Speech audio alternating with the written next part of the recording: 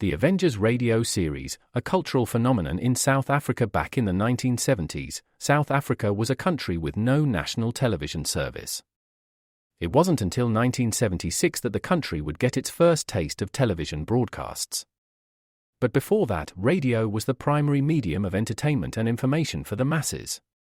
This was the context when The Avengers, a British spy-fi series, made its debut on South African radio and became a cultural phenomenon. The Avengers was a British television series that originally aired from 1961 to 1969.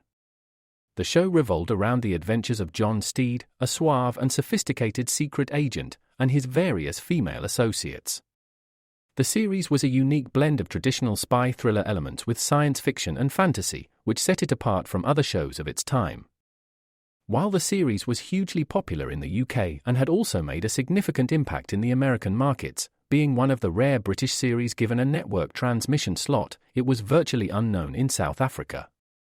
This was primarily due to the lack of a national television service in the country until 1976. However, as a film series, The Avengers was able to gain some exposure in South Africa through film rentals. But it was the launch of the radio series that truly brought The Avengers to the masses in South Africa. Come and listen at www.myclassicradio.net.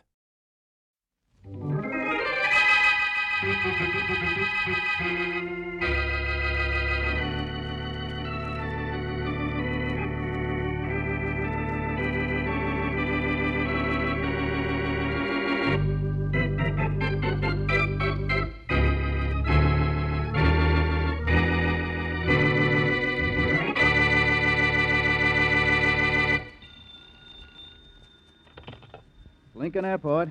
Joe? Yeah, Emily? Did you just call me, darling? No, I didn't, hon. Oh, the phone rang a minute ago, but whoever it was hung up before I could answer it. Oh, well, it wasn't me. Probably one of your boyfriends. Now, is that a nice way for a husband to talk to his wife? Oh, hon, can't you take a joke? Sure, darling. I was only kidding, too. Look, I'm going down to the grocer's. Anything special you want me to get? No, anything you get's okay. All right. I'll get something I know you like. Swell. Bye, darling. Bye, hon. See you at dinner. Well, howdy, Joe. Hello, Tex. Say, I've got look, something... Joe, what's the Aronka out number 2 runway for? You taking a little private trip? No, Tex, I was just about to tell you.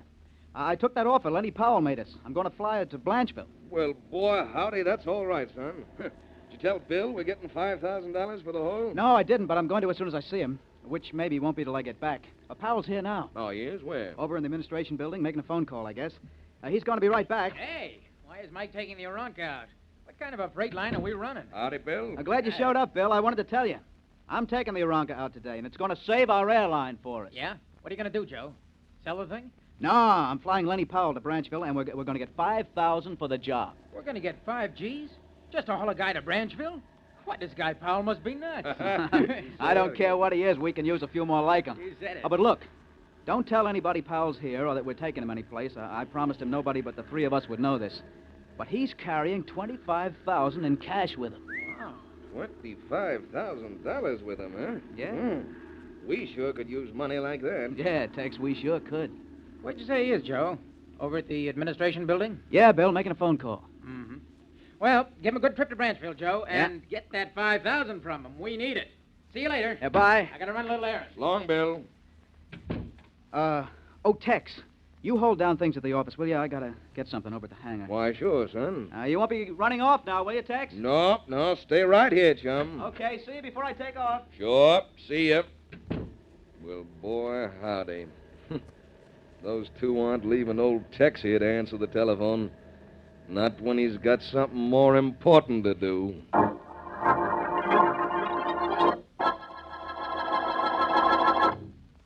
And now, on to Dick Calmer as Boston Blackie.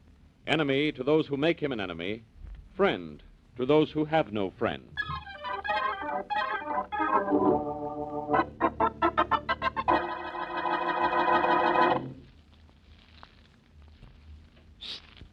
Emily.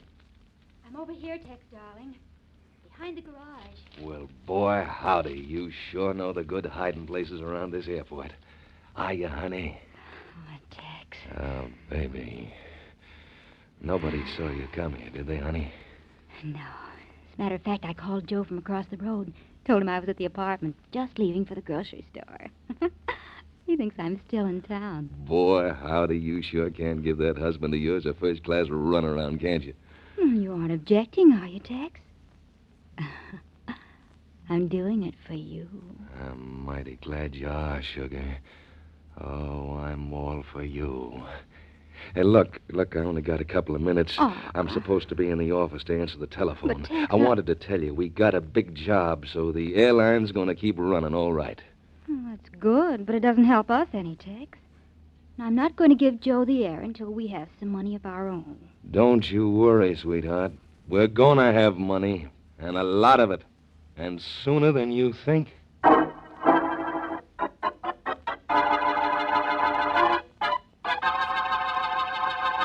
Hello, Avery. This is Powell, Lenny Powell. Oh, hello, Powell. Where are you? Still in the city, Avery. Been trying to phone you for 15 minutes. I'm just about to leave for Branchville. Oh, that's fine, Lenny, as long as you get here with that money in 2 hours. Look, I'll be there in less than 2 hours, Avery. I'm flying up. I've chartered a private plane. Fine. Now, don't forget to bring the money with you. Yeah, $25,000. Right here in my briefcase. Well, you put it right here in my hands inside of 2 hours, Lenny. The deal's closed. Don't worry. You'll have it. See you in Branchville, Avery. I'll be looking for you, Lenny. Bye. Bye. Oh, hello there. Just about time to take off? Hey, what are you doing? No. No. No, don't.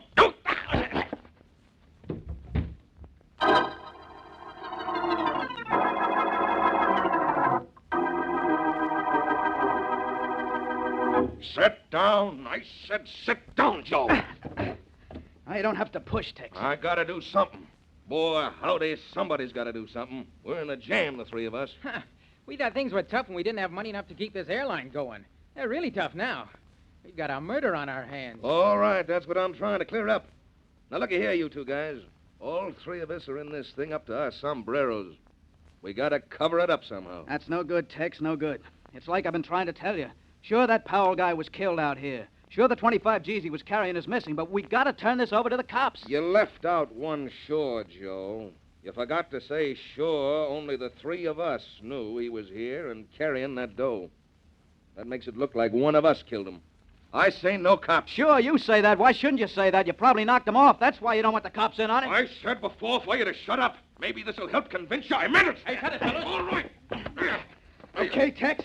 This has been cooking for a long while. You want to play, I'll play like this. All right, that suits me if that's the way you want it. Break it up, will you, Tex? Joe, cut it out. I'll cut his heart out. That's what I'll cut out. Why not? One murder, more or less. Why, you dirty... Stop. Both of you. Quit it now. We've got enough trouble without fighting among ourselves. Trouble? We don't know what trouble is yet. Bill, look at the facts. Only Tex and you and I knew about Powell. Powell's dead, okay. But if we don't go to the cops, what happens to us? They'll find out he was killed. They'll find out he was here, and we'll all go to the chair. They gotta find out first. They'll find out, Tex. The police always do. I go along with Joe. That's good, Bill. That makes it pretty clear who must have killed Powell, the one that doesn't want the police in. You know, you're just about asking for something, Joe. I'm asking for plenty. I'm asking for the police to be let in on this so that nobody slips me a bum rap. I had nothing to do with Powell's death. I got nothing to worry about if the cops show up here at the airport. None of us has. Except the one that killed Powell. Okay. This kind of looks like a showdown, don't it, boys? All right, it's a showdown. I'm saying go ahead. Bring the cops in if that's what you want to do. Call them, bring them in. They won't prove nothing against me. You're too sure of yourself, Tex. We'll call the cops, all right. But I'm going to do something else, too. I'm going to see Boston Blackie. If the cops don't find out anything, I got news for you. Blackie will.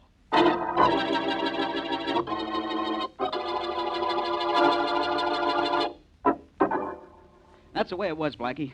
Bill went on an errand somewhere, and Tex didn't stay in the office the way he promised. You sure of that, Joe? Yeah, Blackie. He was going to stay in the office while Bill and I were out, but he wasn't there when I got back. And he wouldn't say where he'd been? No, in fact, he got kind of excited when I asked him. Sort of sore about it. Mm-hmm. I see. So do I, Blackie. And you got to help me. Either Bill or Tex killed Powell, and I've got to know which one it is.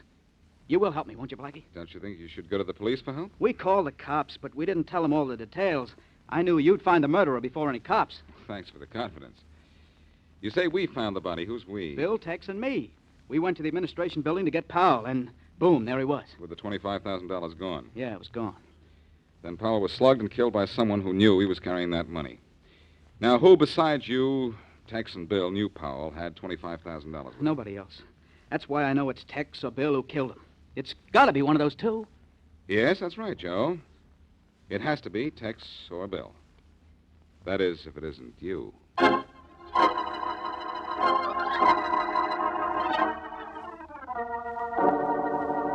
Tex, Bill, and Joe, all three found the body, Faraday. That's definite. All three of these guys found it, huh, Blackie? Well, according to what Joe here told me. And I guess Joe said it was me. Huh, Blackie? Yes, I did. I said it was either Tex or you. Trying to pin this on me, are you? I don't let the daylights out of you. Well, boy, howdy, you better work on him soon, Bill, because I'm going to take a crack at him, too. Nobody's taking any cracks at anybody, kids. Right now, all of you listen. Nobody but you three fellas, Tex, Bill, and Joe, knew Powell had that $25,000 with him. That's right. So it's one of these three who killed Powell. Marvelous deduction, Inspector.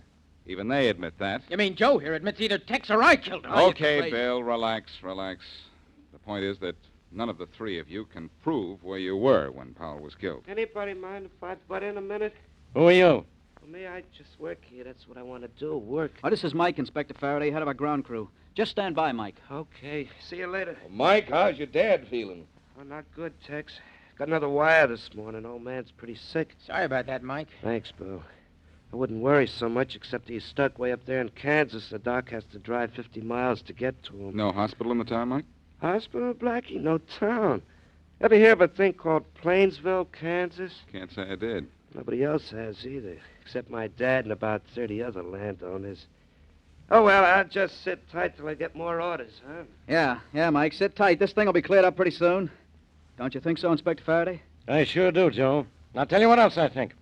Maybe you're all guilty, so I'm going to arrest all three of you. You can't do that. No, Faraday, don't do that. Confine them to the field, if you like. But don't make any arrests. What? I'll tell you which of these three killed Powell, and I'll tell you soon.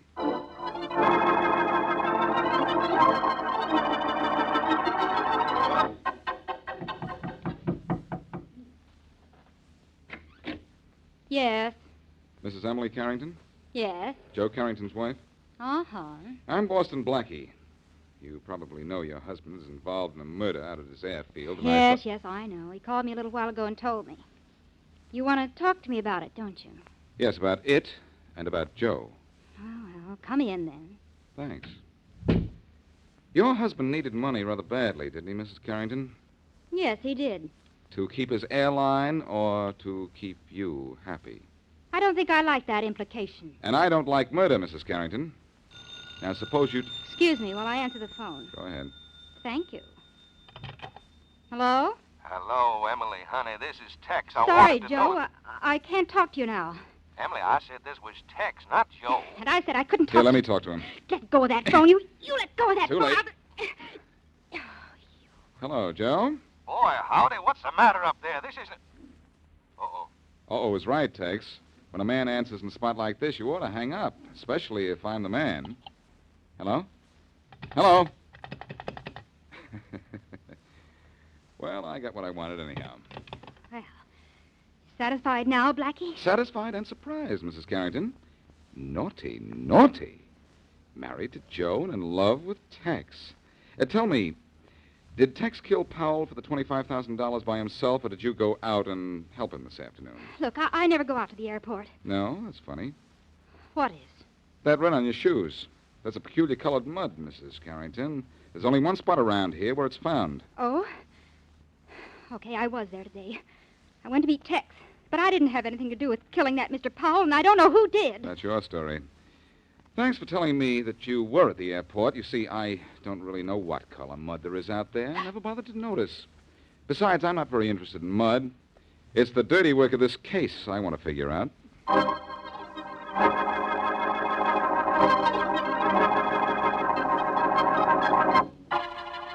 Blackie, for the last time, I'm telling you, get out of my office. Better still, get out of my life. What life? You don't call that thing you're living a life, do you, Faraday? Nothing doing, pal. But there's plenty doing between Tex and Joe Carrington's wife, Emily. You said that. So what? So I know this much. Emily Carrington either killed Powell herself or Tex killed him, and she knows it. You think so, huh? I certainly do. She's the key to the whole thing. Get her to talk, and your troubles are over.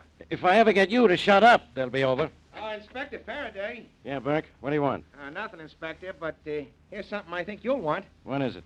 A report just came in over the teletype. There's been a murder up in Northside. Well, who got it this time? As if I don't have enough trouble with the Powell murder. Well, this has some connection with it, Inspector. Victim's name was Emily Carrington.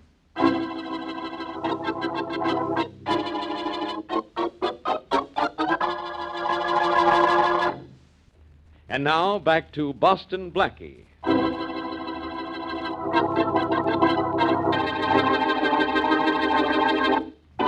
Tex, Joe, and Bill, pilot owners of a small freight-carrying airline, are chief suspects in the robbery murder of the wealthy Lenny Powell.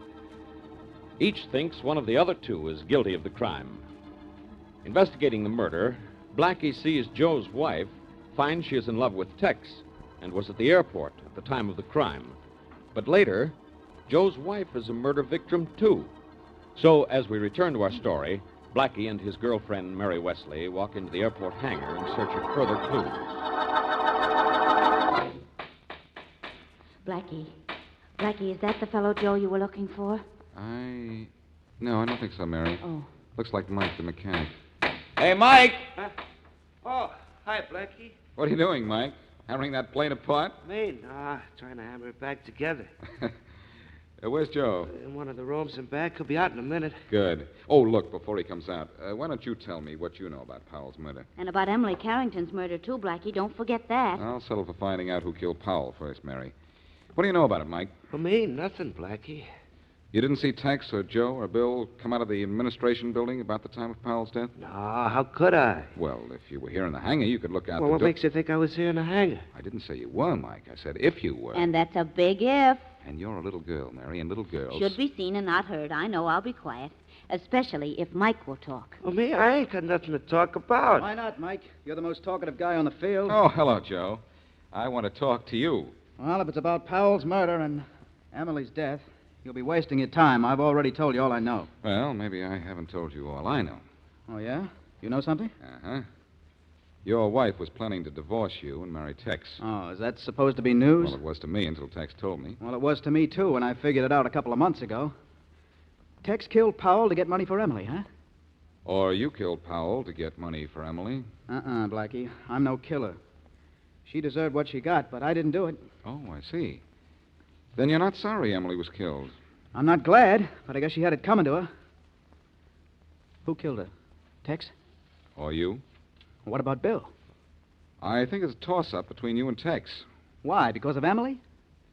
That could be the reason. Well, Bill needs money as much as Tex and me. Maybe so, but Bill didn't have the incentive to get it. But don't go away. I'll answer this. You just take over no matter where you are, don't you, Blackie? I have to sometimes. Funny, the phone only rang once. In the airline office with you, Inspector Faraday? No, he isn't. Who's this? Hey, wait a minute. What's going on here? Is that you, Faraday? Yeah, this is Faraday. Who's that, Blackie? Oh, yes. Well, where are you, Faraday? Up here in the airline's office. Where are you? Over here in the hangar. How did you happen to answer the phone? It rang here, that's why. Why did you answer? Because it rang here, too. Who's on the other end of the line? I am, Blackie. This is Tex. Oh, Tex, huh? Oh, where are you calling from? Lunch wagon across the road from the field. Oh, thanks. Thanks a lot, Tex. Thanks. What for, Blackie? What for, Tex? Well, unless my hunch is wrong, when I answered this phone, I found the answer to who killed Lenny Powell and Emily Carrington.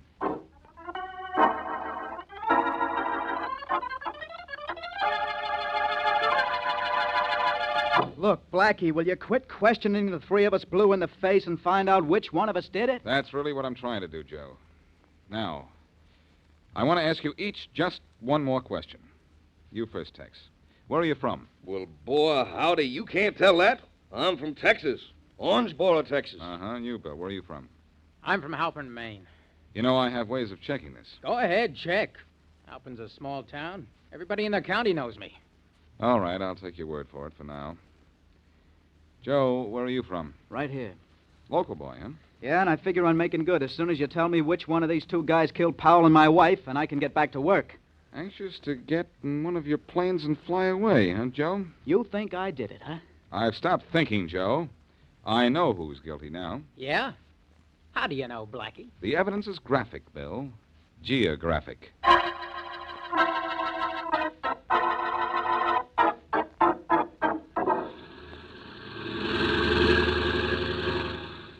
Look, Blackie, I got other things to do besides hang around out here on a flying field. What other things, Faraday? You haven't had anything to do since I came on this case, and you know it. I don't know anything. You're not kidding, pal. No. Faraday, my friend, you ought to do something constructive with that badge of yours. Use it to pin your suspenders together or something. Certainly doesn't mean anything where it is. Oh, yeah? That's what I like, snappy answers. Now, if you'll be quiet just 1 second, I'll tell you what we're waiting for. Well, it's about time. Hey, here comes that mechanic, Mike. What you have to say is going to have to wait, Blackie. At least it gives you something to look forward to, Inspector. Inspector Faraday. Well, what is it, Mike? What is it? This telegram I just got, Inspector.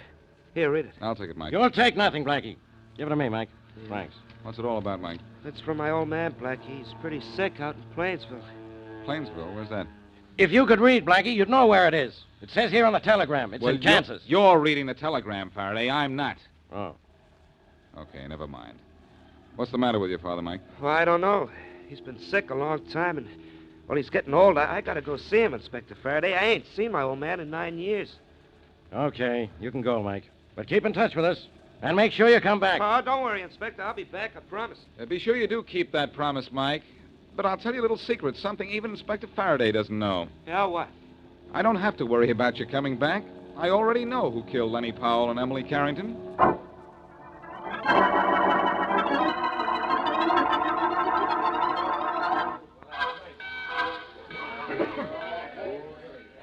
Hey, look, Blackie, you forced me to tell those three partners they could come and go as they pleased. All right. Why wouldn't they fly out of town instead of taking a train? This is a rather odd case, Faraday, so expect a rather odd finish to it. It's odd, all right.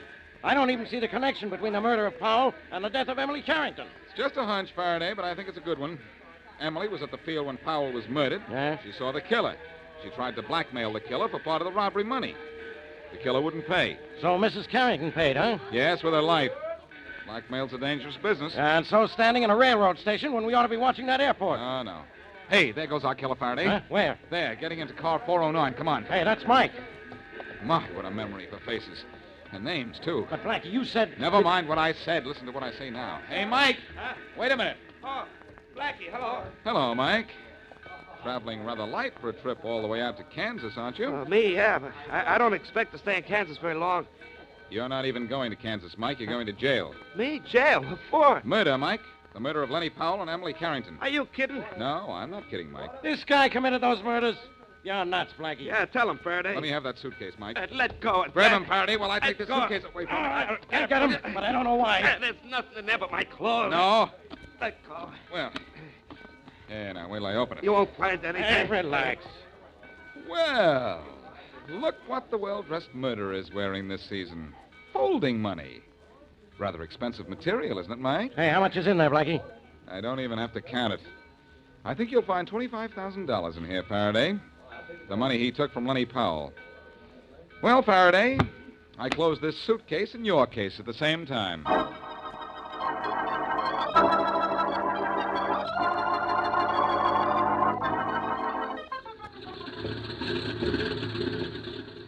Blackie, why are we taking a plane to Branchville? To close that deal for Lenny Powell's company with this $25,000.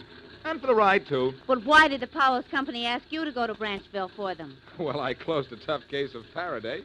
They think I can close a tough deal for them. Ooh, my, aren't you modest? No, just lucky. I had no idea Mike was the guilty one until Tex made that phone call, and I answered it in the hangar at the same time Faraday answered it in the office. Well, what did that prove? It proved the hangar phone was an extension phone, and any telephone conversation from the office could be overheard by Mike at the hangar. Oh, so Mike could have heard Lenny Powell making arrangements with the partners to be flown to Branchville, and so he could have known about the $25,000. Smart girl. Yes, cleverness must be catching. Thank you. Yes, Mary. Up until that one little break, I thought only Tex, Bill, and Joe knew about Powell and his money. And if only those three knew about it, one of those three had to be guilty. Catch on? That I do. Hey, look who's coming across the field. It's Faraday. And running, too. Wonder what he's excited about. Hey, Blackie, I want to talk to you. What's the matter, old pal? You need me to solve another case for you? No, I want to know something. Well, if I tell you, it'll be one thing you know. Look, you. I called Plainsville, Kansas, where Mike's father was supposed to be sick. He didn't send Mike any telegram today. Oh, that's right, Faraday. I forgot to tell you about that. I figured Mike killed Powell and Mrs. Carrington, who saw him do it, so I sent that telegram myself. You sent it? But why, Blackie? For a very simple reason, Mary. I had to be sure. And one way was to find out whether or not Mike had stolen the money. I knew he was too smart to hide it here at the field or at his home, and I knew he wouldn't spend any of it here. Oh, I get it. All Mike needed was an opportunity to get out of town naturally. You knew that his father was sick and had wired him once, and you knew that even Mike wouldn't suspect it was a trick if he heard from his father again. That's right, Mary. So when Faraday here gave Mike permission to leave town, Mike felt it was safe to pick up the money and beat it out of town. Well, I'll be. So you tripped Mike with that wire, huh? Yes, Faraday, and because of that wire, you got a confession from him with no strings attached.